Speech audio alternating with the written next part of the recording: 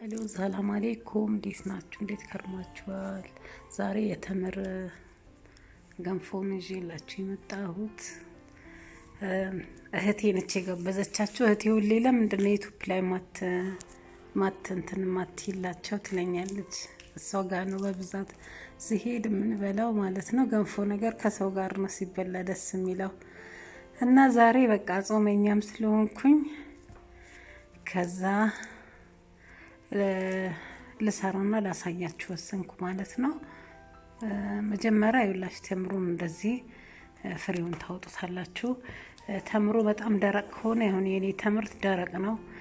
ከዛ እንደዚህ ዘፈዘፍኩት፣ መጀመሪያ ዘፈዘፍኩትና ከዛ በኋላ ፍሬውን አወጣሁት ማለት ነው። ደረቅ ተምር ካጋጠማችሁ እንደዛ ታረጉታል።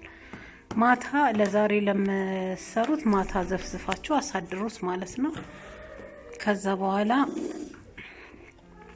በመፍጫ ማለት ነው በخلاط በሱ በደንብ እንትን ተጠንቀቁ፣ ፍሬ እንዳይገባባችሁ በደንብ አባችሁ ፍሬውን አውጡት፣ መኪናችሁ እንዳያበላሽባችሁ ፍሬው ማለት ነው። ከዛ በኋላ በደንብ ፍጩት ማለት ነው። በደንብ እንዳታጠሉት፣ በደንብ ፍጩት።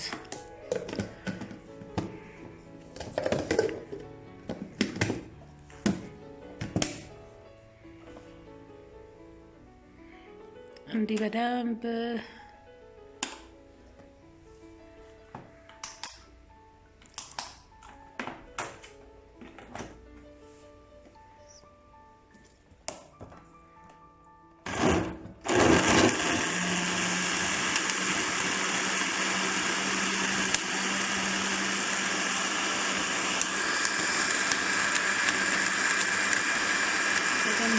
ተምር በነገራችን ላይ አንዳንድ ልጆች ሞከር እንፈልጋለን ልጆች ተምር በጣም ቆንጆ ነው። ጧት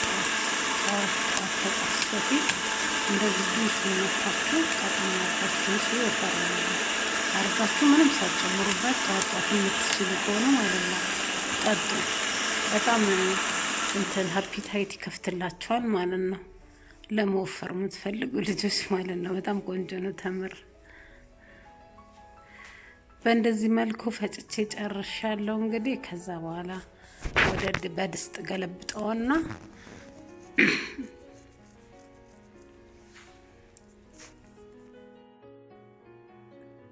ከዛ እንደዚህ አጃና መጣና ማለት ነው የኩከር ማለት ነው እንትን እንላለን ማለት ነው። ፈጨዋለን አጃውን ለምን ቶሎ እንዲዋሃድና እንደዚህ እንደገንፎ ላም እንዲል ማለት ነው። ዱቄት ማነው አጃውን መጀመሪያ እንፈጨዋለን። ከፈለጋችሁ ደግሞ የገብስ ዱቄት ካላችሁ ደግሞ የበለጠ ቆንጆ ነው። የገብስ ዱቄት በገብስ ዱቄት መጠቀም ትችላላችሁ። በነጭ ዱቄት ግን አትጠቀሙ፣ አይጣፍጥም። እንደው ምንም ከሌላችሁ የስንዴ ጥቁሩ ስንዴ ዱቄት በሱ ማድረግ። ሳውዲ ያላችሁ የገብስ ዱቄት ወፍጮ ቤት ውስጥ ታገኛላችሁ። እንዲህ ዱቄት ቤቶች የሚሸጡ አለ አይደል? እዛ ሄዳችሁ እንትን ሼር ካላችኋቸው ይሰጧቸዋል ማለት ነው። እዛው ፈጭተው ልክ የቡላ ገንፎ አስመስዬ ነው የሰራሁት። በጣም ጣፋጭ ነበረ፣ ቆንጆ ነበር። እናንተም ሰርታችሁ ሞክሩት፣ እንደምትወዱት እርግጠኛ ነኝ። በተረፈ በሌላ ቪዲዮ እስከምንገናኝ ድረስ እስከምንገናኝ ሰላም ያገናኘን፣ ሰላም ያቆየን እላችኋለሁ። ላይክ ማድረጋችሁን አትርሱ። ሰብስክራይብ ያላደረጋችሁ ደግሞ ሰብስክራይብ አድርጉ።